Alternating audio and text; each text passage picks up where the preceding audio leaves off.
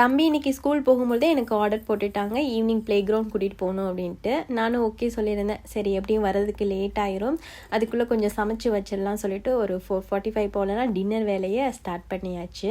வெண்பொங்கல் தான் செஞ்சுருந்தேன், அதுவும் ரவை வெண்பொங்கல். இந்த ரெசிபியை வந்து ரீல்ஸில் பார்க்கும்போது டிஃப்ரெண்ட்டாக இருக்கே, சரி நம்ம ஒரு நாள் ட்ரை பண்ணலாம் சொல்லிட்டு சேவ் பண்ணி வச்சது. இப்போ தான் நமக்கு டைம் கிடச்சிருக்கு.